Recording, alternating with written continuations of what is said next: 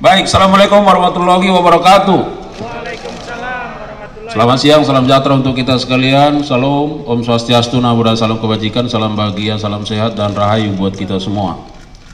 Yang tentu sama-sama kita hormati hadir pada kesempatan yang baik ini Pak Direktur Penyidikan, Pak Direktur Penuntutan, Pak Direktur UHEKSI, Upaya Hukum dan Eksaminasi, Pak Kasubdit Penuntutan, Pak Kasubdit Penyidikan, Pak Kasubdit Humetmas, dan dari Kejari Jakarta Pusat, serta rekan-rekan media yang sangat-sangat kami hormati. Tentu yang pertama kita patut memanjatkan puji syukur kepada Sang Ilahi karena kita masih diberi nikmat sehat sehingga kita dapat melaksanakan preskon ya pada kesempatan yang baik ini. Dan terima kasih untuk rekan-rekan media yang telah bersedia hadir sesuai dengan undangan kami dalam kegiatan kita pada siang hari ini. Bapak Ibu sekalian dan rekan-rekan media, dapat kami sampaikan sebagai pengantar, nanti ada dua hal penting yang kegiatan kita pada siang hari ini, masing-masing Pak Direktur Penuntutan dan Pak Direktur Penyidikan akan menyampaikannya nanti.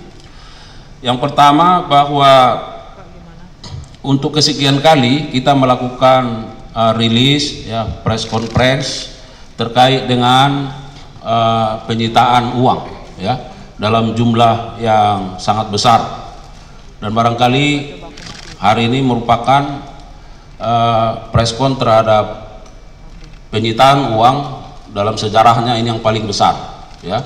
Nanti akan disampaikan secara substansi oleh Pak Direktur Penuntutan.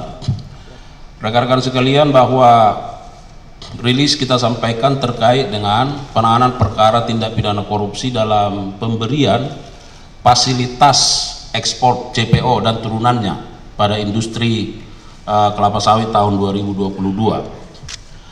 Yang patut kita garis bawahi bahwa tentu ini merupakan upaya dari Kejaksaan Agung melalui jajaran Jampitsus, di mana uang yang ada di hadapan kita merupakan bentuk pengembalian kerugian keuangan negara yang dilakukan dalam tahap penuntutan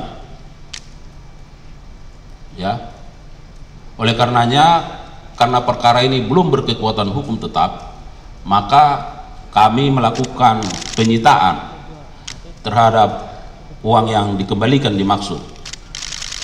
Dan pada kesempatan ini tentu kami memaknai bahwa ini bentuk kesadaran yang diberikan oleh korporasi dan bentuk kerjasama, karena ada kesadaran untuk pengembalian kerugian keuangan negara itu. Dan tentu kami juga mengapresiasi dan menghormati serta menghargai atas apa yang menjadi sikap dari korporasi dimaksud. Dan kita harapkan tentu dengan upaya-upaya pengembalian ini juga akan menjadi contoh bagi korporasi yang lain atau bagi pihak-pihak yang lain yang sedang berperkara, bahwa sebagaimana kami maksudkan, upaya-upaya penegakan hukum yang represif harus sebanding, linear, sejalan dengan upaya-upaya pengembalian kerugian keuangan negara dalam rangka pemulihan keuangan negara. Oleh karenanya, apa yang kita lihat pada siang hari ini merupakan bagian yang sangat integral untuk itu. Dan yang terakhir, sebelum Pak Direktur Penuntutan dan Direktur Penyidikan menyampaikan sesi substansinya, saya juga mau menyampaikan, karena perkara ini menyangkut masalah persawitan kita, tentu kita juga memaknai bahwa dengan penanganan perkara ini dan upaya pengembalian ini tentu akan berlinear juga dengan bagaimana industri sawit kita terus bisa berkembang dan baik, karena menyangkut masalah ketahanan pangan nasional, masalah kedaulatan hukum. Oleh karenanya kita akan terus mendorong bagaimana perbaikan tata kelola terhadap industri-industri persawitan yang sekarang sedang berjalan. Apa yang sudah menjadi atensi pemerintah terkait hal ini, saya kira kita semua patut memberi dukungan. Siapa saja patut memberi dukungan dalam rangka bagaimana keberlangsungan terkait dengan rantai pangan yang terus harus diwujudkan untuk mewujudkan kesejahteraan rakyat. Saya kira itu yang menjadi stresi yang bisa kami sampaikan. Terima kasih kepada rekan-rekan media, dan saat ini kami persilakan kepada Pak Direktur Penuntutan untuk menyampaikan rilis substansinya. Kami silakan.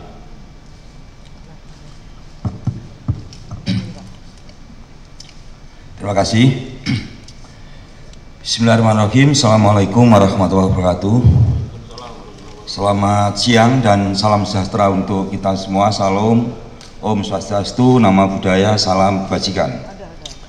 Yang saya hormati Pak Kapus Penkum serta jajarannya, Pak Direktur Penyidikan, Pak Direktur Upaya Hukum Luar Biasa, Eksekusi dan Eksaminasi, rekan-rekan para awak media. Jadi pada siang hari ini ada beberapa hal yang ingin kita sampaikan.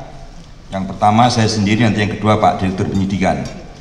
Kemudian yang akan kami sampaikan perkembangan penanganan perkara tindak pidana korupsi, pemberian fasilitas ekspor CPO dan turunannya pada industri kelapa sawit tahun 2022 atas nama 5 terdakwa korporasi yang tergabung dalam Wilmar Group. Kelima terdakwa tersebut adalah yang pertama PT Multimas Nabati Asahan, 2 PT Multi Nabati Sulawesi, 3 PT Sinar Alam Permai, 4 PT Wilmar Bioenergi Indonesia, dan 5 adalah PT Wilmar Nabati Indonesia.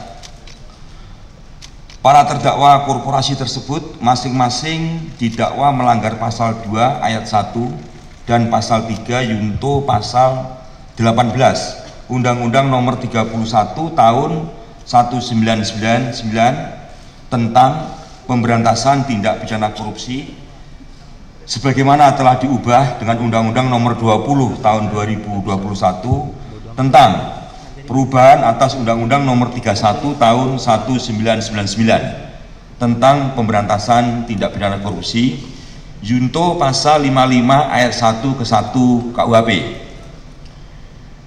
Seperti yang telah kita ketahui bersama, kelima terdakwa korporasi tersebut di Pengadilan Tipikor pada Pengadilan Negeri Jakarta Pusat telah diputus oleh hakim dengan putusan lepas dari segala tuntutan hukum,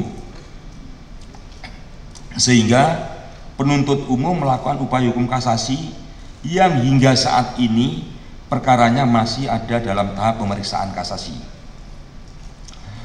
Bahwa berdasarkan penghitungan hasil audit oleh Badan Pengawasan Keuangan dan Pembangunan dan laporan kajian analisis keuntungan ilegal dan kerugian perekonomian negara dari Fakultas Ekonomi dan Bisnis UGM, terdapat kerugian negara dalam 3 bentuk: kerugian keuangan negara, illegal gain, dan kerugian perekonomian negara, seluruhnya sebesar 11 triliun 880 miliar 351 juta 802.619 rupiah.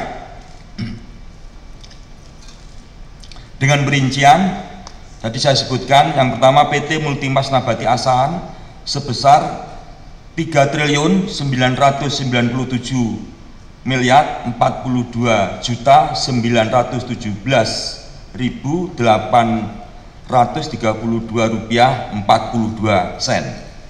PT Multi Nabati Sulawesi sebesar 39 miliar 756 juta 429.964 rupiah 94 sen. Kemudian yang ketiga PT Sinar Alam Permai sebesar 483 miliar 961 juta 45.417 rupiah 33 sen. Yang keempat PT Wilmar Bioenergi Indonesia sebesar 57 miliar 303 juta 38.077 rupiah 64 sen. Dan yang kelima Wilmar Nabati Indonesia sebesar 7 triliun 302 miliar 288 juta Rp371.326,78. Bahwa dalam perkembangannya, kelima terdakwa korporasi tersebut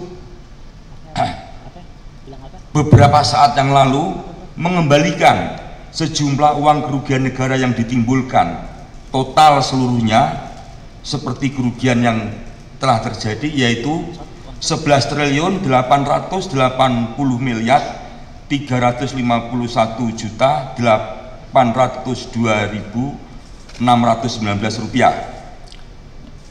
Uang tersebut sekarang kami simpan di rekening penampungan lain di RPL Jaksa Agung Muda Tindak Pidana Khusus pada Bank Mandiri.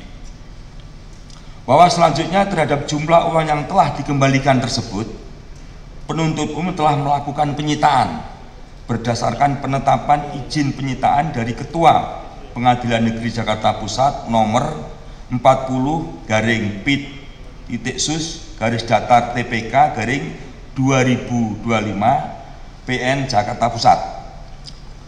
Penyitaan tersebut dilakukan pada tingkat penuntutan dengan mendasarkan ketentuan pasal 39 ayat 1 huruf A junto pasal 38 ayat 1 KUHP untuk kepentingan pemeriksaan di tingkat kasasi.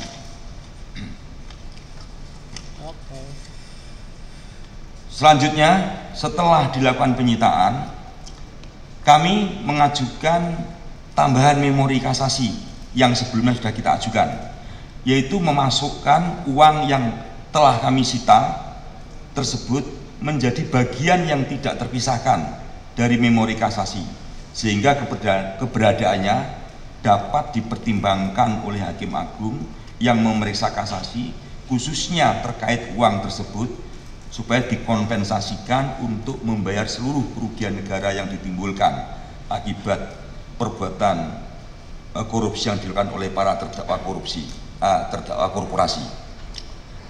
Para rekan media, yang kita lihat sekarang ini di sekeliling kita ini ada uang, ini total semuanya nilainya 2 triliun. Uang ini merupakan bagian dari uang yang tadi kita sebutkan 11 triliun 831.802.619 rupiah. Jadi kenapa tidak kita rilis secara bersama senilai jumlah tersebut? Ini karena faktor tempat dan faktor keamanan tentunya, sehingga kami berpikir jumlah ini cukup untuk mewakili jumlah kerugian negara yang timbul akibat perbuatan para terdakwa korporasi yang tergabung dalam Wilmadgroup. Demikian rilis kami siang ini. Waktu dan tempat saya kembalikan pada Pak Kapus Penkum. Ya baik, terima kasih untuk Pak Direktur Penuntutan. Jadi harapan kami rekan-rekan media mungkin bisa lebih lama mengamati dulu uang-uang yang sebanyak ini ya. Kemudian kami persilakan kepada Pak Direktur Penyidikan untuk menyampaikan substansi lainnya. Silakan. Assalamualaikum warahmatullahi wabarakatuh. Yang saya hormati Bapak Kapus Penkum beserta jajaran yang hadir siang ini. Kemudian Pak Direktur UHLB dan EE, Pak Direktur Penuntutan yang tadi sudah menyampaikan beberapa hal kepada teman-teman media, dan yang terakhir yang sangat saya hormati teman-teman media yang siang ini hadir untuk meliput kegiatan yang secara rutin atau berkala dilakukan oleh Pak Kapus Penkum di Kejaksaan Agung Republik Indonesia. Pada siang ini saya ingin menyampaikan perkembangan penyidikan terkait dengan suap, yaitu setelah perkara korupsi pemberian fasilitas ekspor CPO dan turunannya pada industri kelapa sawit tahun 2022 dinyatakan onslah, di mana perkara ini adalah yang pertama terkait dengan suap dengan tersangka sebanyak 9 orang. Kemudian kami kembangkan ada pasal 21 yaitu menghalangi penyidikan dan penuntutan tersangkanya ada 4 orang, dan yang ketiga kami kembangkan lagi untuk tindak pidana pencucian uang dengan tersangka 3 orang. Terkait dengan pasal 21 dengan tersangka sejumlah 4 orang, yang salah satu diantaranya adalah atas nama Marcella Santoso, di mana yang bersangkutan memberikan penjelasan secara sukarela bahwa dirinya pernah terlibat dalam pembuatan beberapa konten negatif dengan pihak ketiga, yaitu dengan tersangka Tian Baktiar selaku Direktur JEK TV dan dengan M. Adian Muzaki yang menggerakkan 150 buzzer. Tujuan daripada menggerakkan buzzer dan Direktur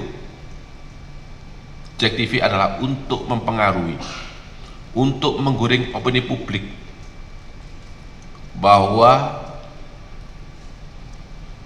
tujuan pokok mereka adalah untuk menggagalkan penuntutan dan penyidikan. Di samping memang ada beberapa alat bukti yang telah dihilangkan untuk menghalang-halangi penyidikan, termasuk melakukan penyerangan secara pribadi terhadap institusi kejaksaan, terhadap kinerja Kejaksaan Republik Indonesia, bahkan terhadap pimpinan kejaksaan, yang seolah-olah bahwa apa yang dilakukan oleh penyidik, yang dilakukan oleh pimpinan di kejaksaan adalah tidak benar, dan seolah-olah apa yang dilakukan itu adalah kriminalisasi terhadap yang bersangkutan. Untuk lebih jelasnya mungkin bisa diputar video Marcella Santoso biar teman-teman wartawan nanti menyaksikan apa yang sesungguhnya disampaikan oleh yang bersangkutan. Silakan. Selamat malam Bapak-bapak, saya Marcella Santoso. Terima kasih saya diberikan kesempatan untuk membuat video ini. Saya ingin menyampaikan dari hati saya yang paling dalam terkait dengan perkara pasal 21, kasus timah, kasus CPO, dan kasus gula, bahwa saya menyadari di dalam proses penanganan perkara ini terdapat postingan yang sebenarnya sama sekali tidak terkait dengan perkara yang ditangani, antara lain terkait dengan isu kehidupan pribadi Bapak Jaksa Agung, isu Pak Jampitsus, isu Bapak Dirdik, dan bahkan terdapat juga isu pemerintahan Bapak Presiden Prabowo seperti petisi RUU TNI dan juga Indonesia Gelap. Bahwa saya sangat menyesali dan sangat menyadari bahwa apapun dan bagaimanapun ceritanya, baik itu kelalaian saya tidak mengecek ulang isi konten, ataupun kelalaian dan luputnya saya mengecek dan meneliti kembali dan fokus terhadap apa yang disampaikan, saya menyadari bahwa konten-konten tersebut memberikan rasa sakit bagi pihak-pihak yang terkait dan terdampak. Untuk itu dari hati yang paling dalam saya sampaikan penyesalan, dan saya meminta maaf kepada bapak-bapak dan mungkin pihak lain yang terkait dan terdampak, bahwa saya sejujurnya tidak pernah merasa ada ketidaksukaan atau kebencian secara pribadi, baik dengan institusi ataupun dengan pemerintahan ataupun dengan personal. Karena di dalam chat saya dan sudah dimasukkan ke dalam BAP, salah satunya terdapat percakapan yang antara saya dan rekan saya sampaikan bahwa ada baiknya juga APH ini seperti Bapak Febri. Dan sebenarnya pendapat pribadi saya juga salut dengan warna penegakan hukum dan semangat penegakan hukum yang begitu tinggi di dalam institusi ini. Itulah pendapat pribadi saya, sehingga saya tidak pernah ada kebencian pribadi dengan institusi ini ataupun pemerintah. bahwa hingga terdapat konten-konten yang ternyata baru saya ketahui banyak juga di dalam penyidikan ini. Saya apapun dan bagaimanapun ceritanya saya sampaikan permintaan maaf, terutama bagi pihak-pihak yang tersakiti dan terdampak, bahwa saya tidak bisa melakukan apapun. Saya sebagai manusia, saya hanya bisa meminta maaf, dan saya mendoakan bahwa rasa sakit, rasa ketidaknyamanan yang dialami oleh pihak-pihak terkait dan terdampak akan dipulihkan oleh Tuhan dan akan dibalas dengan berkat dan berkah yang selalu berlimpah dan melindungi perjalanan karir Bapak-Bapak ke depan dan perjalanan pemerintahan Indonesia yang sangat saya cintai ini. Semoga pintu maaf masih bisa terbuka setidaknya bagi saya, dan saya berdoa untuk yang terbaik ke depannya, Bapak-Bapak semua. Terima kasih. Amin ya Rabbal Alamin. Teman-teman jurnalis yang saya hormati, bahwa setelah tadi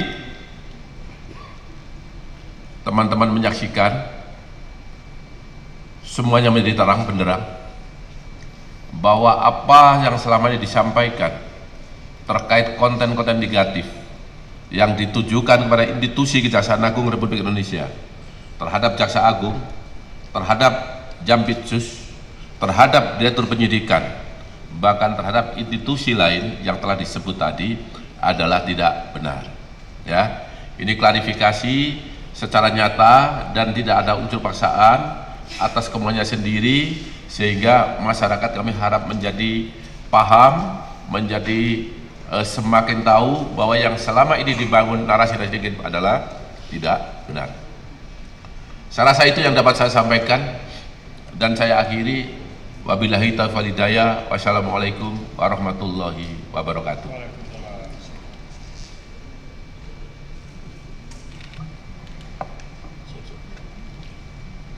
Baik, rekan-rekan media, yang pertama, karena yang bersangkutan menyampaikan dengan terbata-bata, saya lihat tadi kita hening, ya, agak tegang saya lihat.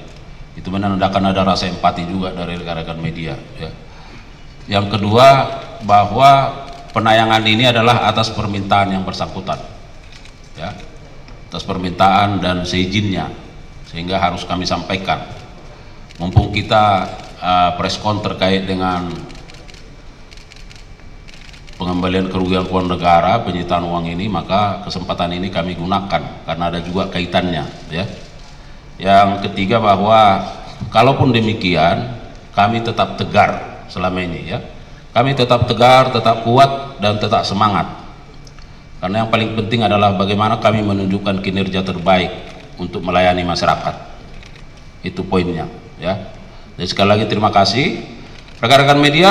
Kita buka sesi tanya jawab, kalau ada silakan, tidak usah banyak-banyak karena sudah lengkap. Ada dari kompas.com, kasih mic-nya, silakan Mbak. Yes, okay. Selamat siang Bapak-Bapak, saya Sela dari kompas.com. Pertanyaan saya ada dua Pak. Satu terkait dengan yang CPO Wilmar itu, tadi kan sebenarnya Pak Hari sempat menyebutkan kalau uang 11T ini akan digunakan untuk membangun kembali atau memperkokoh lah sawit di Indonesia, industrinya. Itu maksudnya nantinya setelah keputusan ini inkrah, apakah 11T ini akan dikemanakan uangnya? Apakah memang jadi keputusan negara atau memang sengaja dibuat untuk ini untuk mungkin kita membeli lahan sawit lagi atau membuat teknologi baru lagi seperti itu nanti akan seperti apa Pak? Karena kan di Kejagung sendiri ada Satgas PKH ya, apakah penyalurannya akan melalui sana atau prosesnya seperti apa? Kedua Pak, terkait dengan pernyataan dari si Marcella, ini kan tadi memang disebutkan fokusnya Kejagung adalah soal narasi negatif kepada Kejagung, tapi tadi Marcella sempat menyebutkan soal ada RUU TNI, RUU Indonesia Gelap. Itu apakah maksudnya dia menunggangi momen itu atau justru dia yang membuat isu itu sebenarnya Pak? Itu kan berdua hal yang berbeda ya, karena kan RUU TNI dan RUU demo-demo lain itu kan berasal dari suara masyarakat lah. Apakah memang dia juga yang membuatnya? Itu aja, terima kasih Pak. Baik, silakan Pak Dirtut dulu, baru nanti Pak Dirdik. Terima kasih. Tadi kaitan dengan CPO ini, uang yang sudah disita ini mau dikemanakan? Apakah mau dipakai untuk kegiatan pembangunan tata kelola sawit yang sekarang dilakukan perbaikan, ataukah ini bagaimana? Jadi saya jelaskan ya, terkait uang penyitaan ini hubungannya dengan perkara tidak pidana. Maka uang ini nantinya akan dikemanakan adalah sesuai dengan putusan perkara pidana itu sendiri. Jadi simpel seperti itu. Nah, jadi tidak ada kaitannya dengan kegiatan Satgas PKH. Jadi ini pure lari atau murni penanganan perkara tidak pidana korupsi yang nantinya kemana uang larinya akan disesuaikan dengan atau dilaksanakan sesuai dengan putusan Mahkamah Agung setelah nanti diputus. Itu, terima kasih. Ya, artinya bahwa saya sampaikan tadi perlu ada perbaikan tata kelola di industri persawitan kita, karena pengembalian kerugian keuangan negara ini menjadi salah satu contoh ya, bahwa ada sesuatu yang missing di situ karena ada masalah ya. Itu bahwa nanti terkait putusannya seperti apa tentu akan dilaksanakan oleh jaksa selaku eksekutor. Baik, silakan Pak Dir. Terima kasih, pertanyaan yang bagus ya. Bahwa apa yang dilakukan oleh Marcella Santoso, apa yang telah diakui oleh Marcella Santoso sebagaimana tayangan yang kami barusan tayangkan adalah atas permintaan yang bersangkutan. Ya, yang bersangkutan memberikan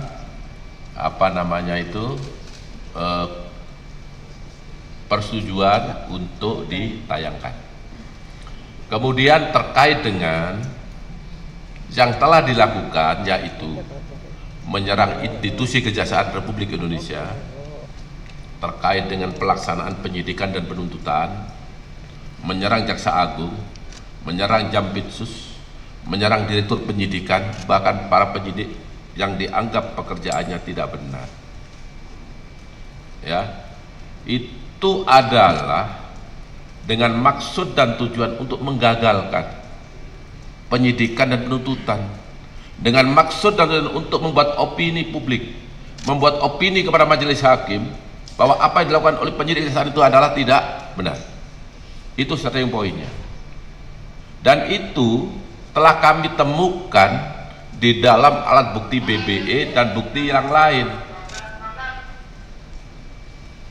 Fakta-fakta itu ada, sehingga oleh penyidik ditanyakan apa maksud dan tujuan saudara, dalam hal ini Marcella Santoso, membuat seperti itu. Dan ini terbukti juga dengan pengakuan para saksi yang saat ini sudah ditingkatkan statusnya menjadi penyidik, sebagai tersangka oleh penyidik. Siapa itu?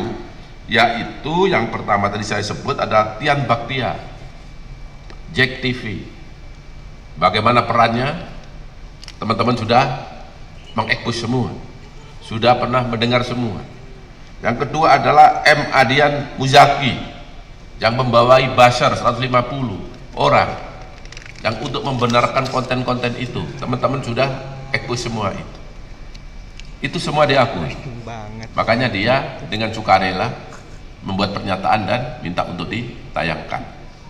Kemudian untuk institusi lain, kami tidak masuk ke wilayah itu, tetapi karena memang di BBE-nya ada, kami tanyakan, apa maksud dia membuat Indonesia gelap, konten-konten negatif? Apa dengan kaitan RUU TNI? Nah, ini kami tidak tahu ya, yang tahu yang bersangkutan. Tetapi karena ini ada di BBE, ya mau tidak mau tetap masuk di dalam pertanyaan penyidik, karena satu kesatuan dengan penyerangan terhadap institusi kejaksaan dan para pimpinan Kejaksaan Agung Republik Indonesia. Saya cukup ya. Baik, saya kira jelas ya. Ada yang lain? Silakan.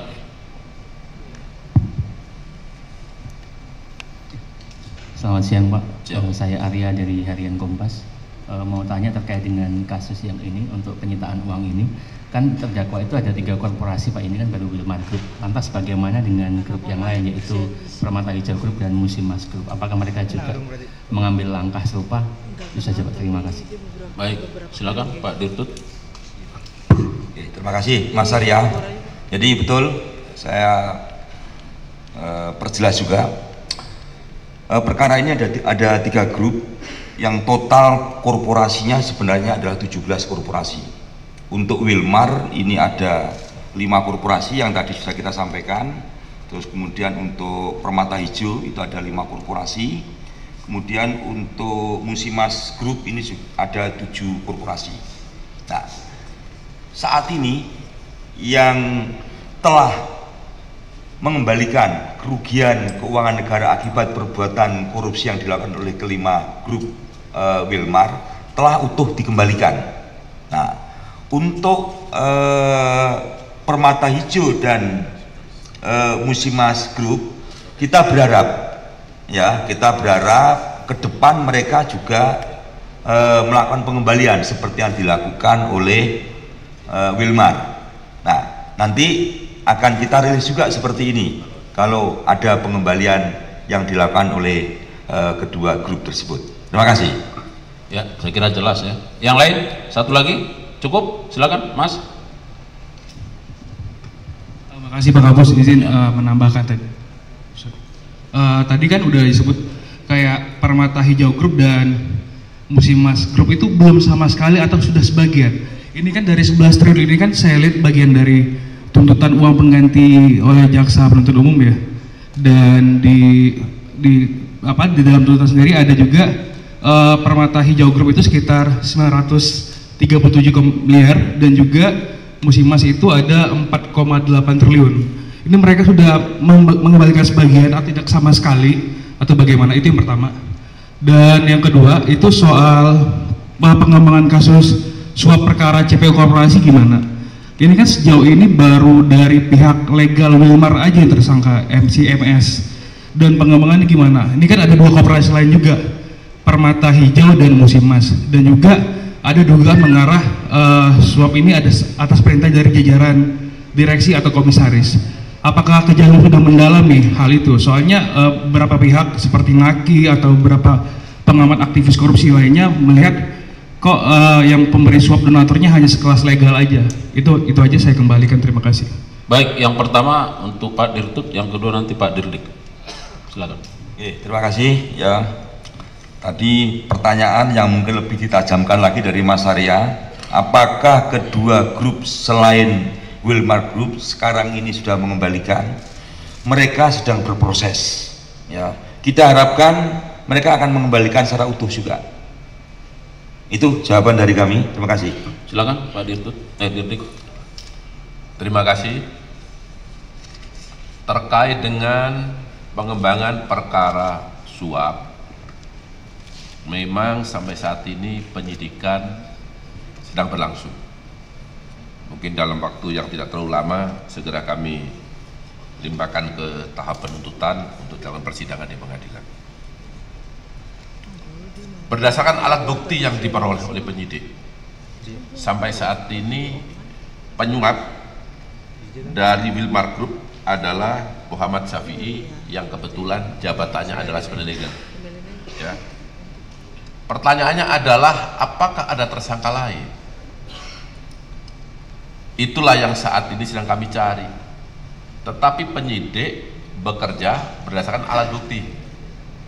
Ketika alat bukti cukup, siapapun yang terlibat pasti akan ditetapkan sebagai tersangka. Kalau memang belum ada, berarti kami belum mendapat kecukupan alat bukti untuk pihak lain. Karena tidak semudah apa yang digambarkan orang di luar sana bahwa semua itu korporatif. Tidak semua dibuka terang benderang. Nanti silakan disaksikan di pengadilan apa jawabannya dia. Ketika nanti ada tersangka lain, pasti penyidik akan tetap sebagai tersangka. Ya, itu jawabannya. Baik, saya kira cukup ya. Sekali lagi terima kasih untuk Pak Dirtut, Pak Dirdik, Pak Direktur Weksi dan jajaran. Sekali lagi terima kasih yang tulus kami sampaikan kepada rekan-rekan media dan seluruh lapisan masyarakat yang selama ini telah memberikan dukungan yang terbaik bagi institusi kejaksaan yang terus bergerak ke arah yang lebih baik. Semoga dengan upaya-upaya kerja keras kita ini, maka bagi kami masyarakat akan terus terlayani dengan kinerja-kinerja terbaik yang akan kami torehkan secara terus-menerus. Sekali lagi kami terus menginginkan ada dukungan dari media, dari masyarakat. Kita bersama-sama melakukan penegakan hukum yang bermartabat dan tentu sesuai dengan kapasitas kita masing-masing. Sekali lagi terima kasih, salam hormat. Kalau ada kekurangan mohon maaf. Billahi taufiq wal hidayah. Wassalamualaikum warahmatullahi wabarakatuh. Waalaikumsalam warahmatullahi wabarakatuh.